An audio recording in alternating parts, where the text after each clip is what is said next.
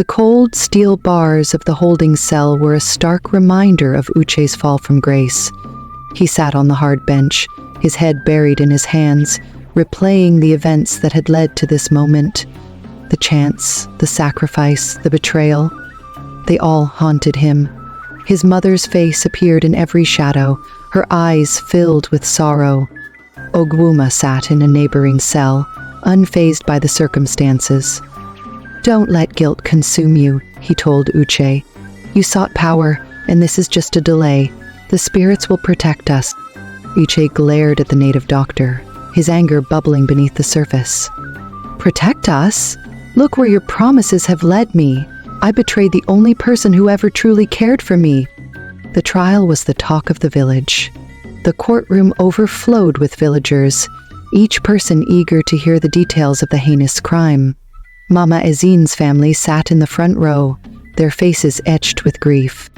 The prosecutor painted a grim picture of Uche's actions, detailing how he had plotted his mother's murder for material gain. "This case is not just about greed," the prosecutor said. "It's about the erosion of our values. This community deserves justice." Uche's lawyer, a young man named Chibuez, tried to argue that his client had been manipulated. "Ogwuma preyed on Uche's desperation," he explained. "This does not absolve him of his crime, but it sheds light on the deeper issue, the dangers of superstitious practices." When Uche took the stand, the courtroom fell silent. He recounted his struggles, his descent into despair, and the promises Ogwuma had made. "I believed I had no other choice," he said, tears streaming down his face.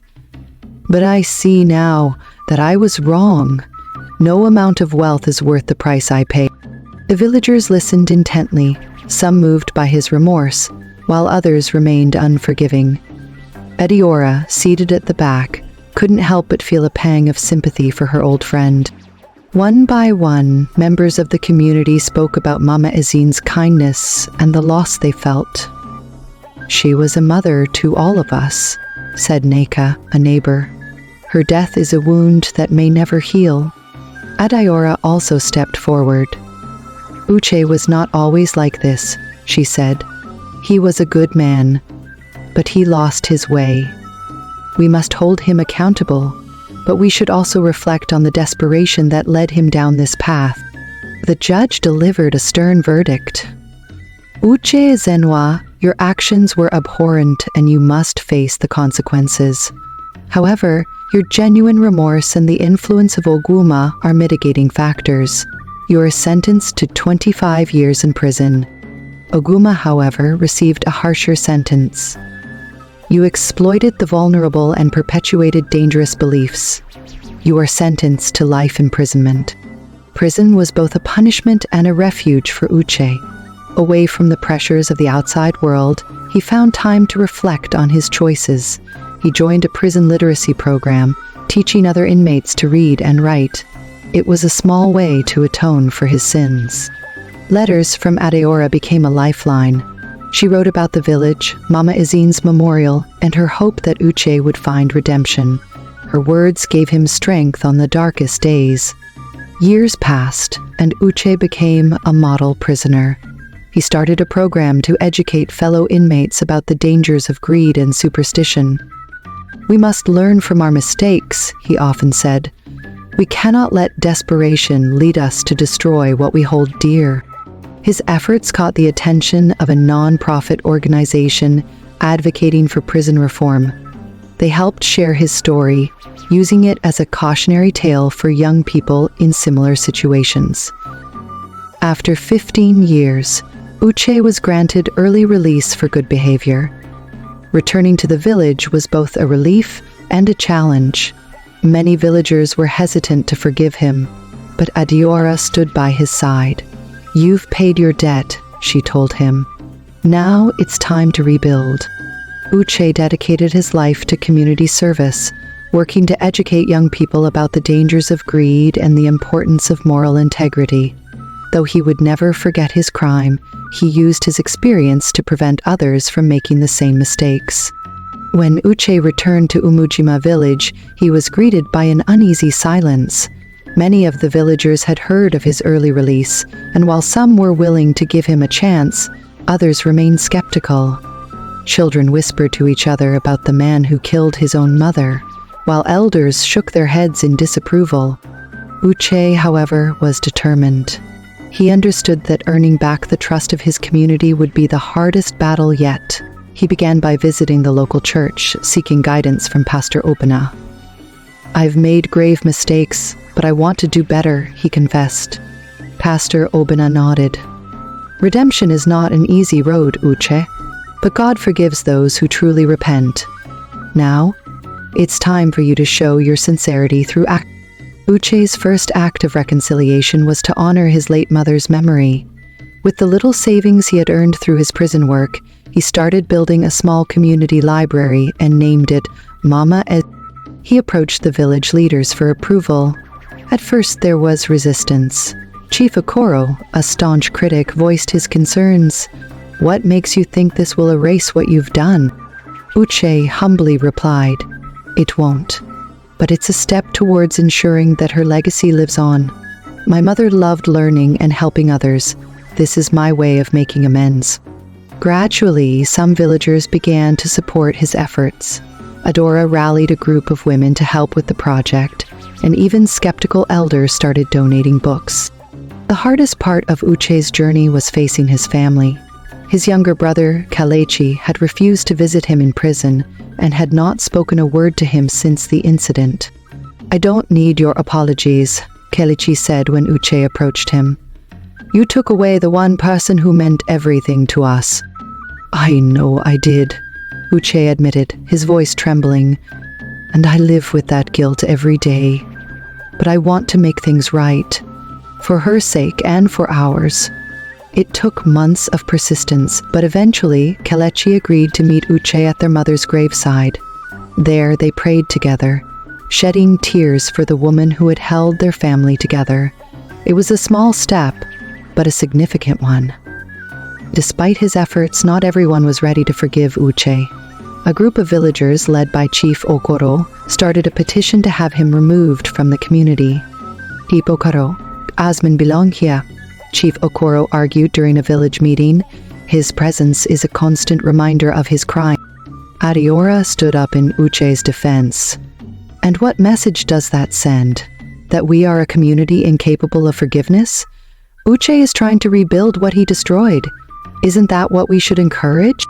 The debate raged on, but in the end, the village council decided to allow Uche to stay, provided he continued his community work. Uche began giving talks at the local school, sharing his story to warn young people about the dangers of greed and misguided decisions.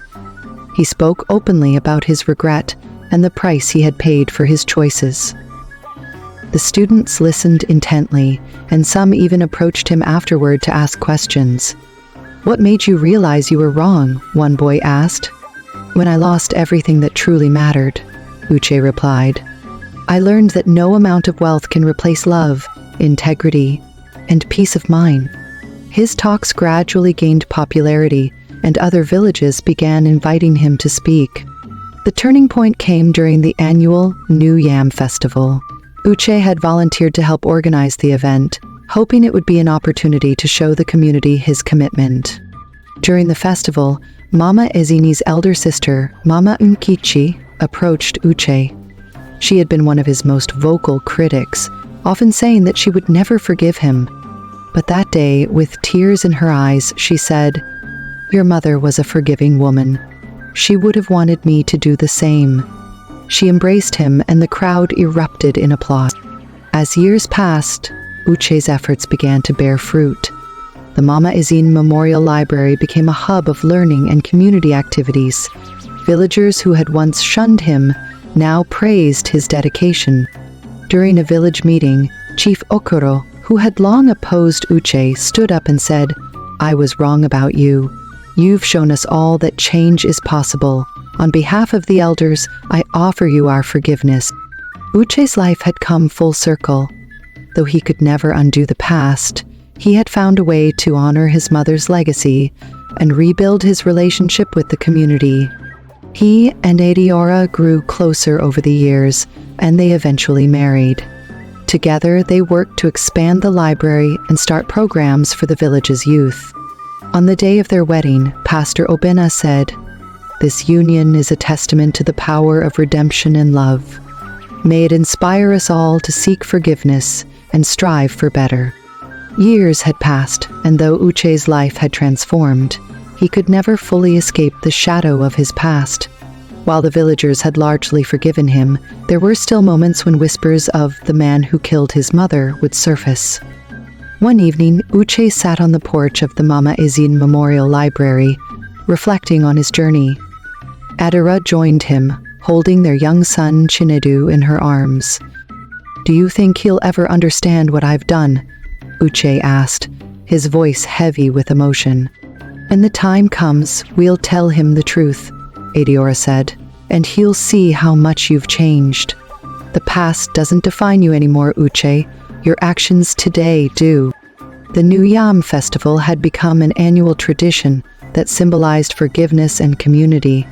This year, the village council decided to dedicate the event to Uche's efforts in rebuilding Umuchima. The highlight of the festival was the unveiling of a new wing of the library, which housed a collection of inspirational stories and biographies. Uche had curated it himself, ensuring that each book reflected lessons of resilience, redemption, and hope. During the ceremony, Chief Okoro stood before the crowd and said, "Uche Nwosu has shown us the strength of repentance and the power of community. His journey reminds us that even in darkness, there is always light." The villagers cheered, and Uche felt a deep sense of fulfillment. It was a moment he had never thought possible years ago. Despite his progress, Uche faced a new challenge when a group of strangers came to the village, claiming they could offer a shortcut to wealth through a dubious business scheme. The promises of quick riches lured some of the younger villagers, who were desperate for better opportunities. Uche recognized the danger immediately. He organized a town meeting to address the issue, sharing his own experience as a cautionary tale. "I was once tempted by the promise of easy wealth," he said, "but it cost me everything I loved. Don't make the same mistake." His words resonated with many, and the strangers left the village empty-handed. Uche's leadership in the matter further cemented his role as a trusted figure in the community. As the years rolled by, Uche's son Chinedu grew into a bright and compassionate young man. One day, he approached his father with a question that Uche had long anticipated. "Papa, people say you did something terrible when you were younger. Is it true?"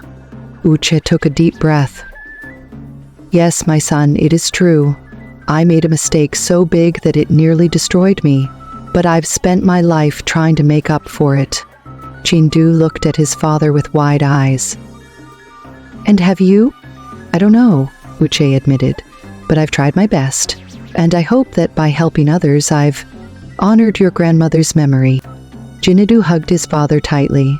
"I'm proud of you, Papa." Uche lived to see many of his dreams realized. The library expanded, becoming a regional center for education and community development. The youth programs he initiated produced doctors, teachers, and leaders who credited Uche with inspiring them to pursue better lives. On the 20th anniversary of Mama Ezin's death, the village gathered once again to celebrate her life. Uche, now an elder himself, was asked to speak. "My mother's love was the greatest gift I ever received," he began. "Her forgiveness taught me that no matter how far we fall, we can always rise again.